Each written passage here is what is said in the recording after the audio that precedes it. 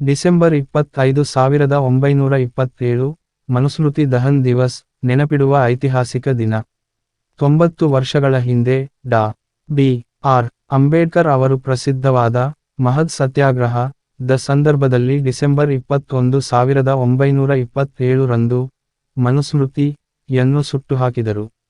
ಮನುಸ್ಮೃತಿ ದಹನ್ ದಿವಸ್ ಎಂದು ಕರೆಯಲ್ಪಡುವ ಕೆಳವರ್ಗದವರ ವಿರುದ್ಧ ಅಸ್ಪೃಶ್ಯತೆಯನ್ನು ಪ್ರತಿಪಾದಿಸುವ ಧಾರ್ಮಿಕ ಆದರ್ಶಗಳ ವಿರುದ್ಧ ಪ್ರತಿಭಟಿಸಲು ಇದನ್ನು ಮಾಡಲಾಗಿದೆ.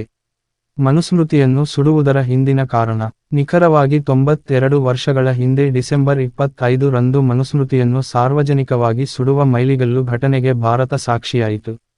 ಆಧುನಿಕ ಭಾರತದ ಪಿತಾಮಹ ಡಾ. ಭೀಮ್ ರಾವ್ ಅಂಬೇಡ್ಕರ್ ಅವರ ನೇತೃತ್ವದಲ್ಲಿ ಮಹಾರಾಷ್ಟ್ರದ ಕರಾವಳಿ ಪ್ರದೇಶವಾದ ಕೊಂಕಣದಲ್ಲಿರುವ ಮಹಾದ್ ಎಂಬ ಸಣ್ಣ ಪಟ್ಟಣದಲ್ಲಿ ಸಾವಿರಾರು ಜನರು ಜಮಾಯಿಸಿ ಹಿಂದೂ ಧಾರ್ಮಿಕ ಗ್ರಂಥವಾದ ಮನುಸ್ಮೃತಿಯ ಬಗ್ಗೆ ತಮ್ಮ ದ್ವೇಷವನ್ನು ತೋರಿಸಿದರು.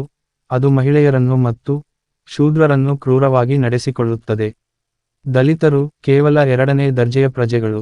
ಮನುಸ್ಮೃತಿಯನ್ನು ಸಾರ್ವಜನಿಕವಾಗಿ ಸುಡುವುದು ಮೇಲ್ವರ್ಗದ ಬ್ರಾಹ್ಮಣ್ಯದ ಮೇಲಿನ ದ್ವೇಷವನ್ನು ಸಂಕೇತಿಸುವುದಲ್ಲದೆ ದಲಿತರು ಮತ್ತು ಮಹಿಳೆಯರಿಗೆ ಸ್ವಾಭಿಮಾನವನ್ನು ಎತ್ತಿ ಹಿಡಿಯುವ ವಿಮೋಚನೆಯ ಮಾರ್ಗವಾಗಿತ್ತು. ಶೋಷಣೆಯ ಧಾರ್ಮಿಕ ಪಠ್ಯವನ್ನು ವಿಶೇಷವಾಗಿ ನಿರ್ಮಿಸಿದ ಸಾಂಕೇತಿಕ ಅಂತ್ಯಕ್ರಿಯೆಯ ಚಿತಾಗಾರದಲ್ಲಿ ಸಾರ್ವಜನಿಕವಾಗಿ ಸುಡಲಾಯಿತು. ಇದು ದಲಿತರ ಮೇಲಿನ ಅವಮಾನ, ಮೇಲ್ಜಾತಿ ಪ್ರಾಬಲ್ಯ ಮತ್ತು ಕ್ರೌರ್ಯದ ಅಂತ್ಯವನ್ನು ಸೂಚಿಸುತ್ತದೆ.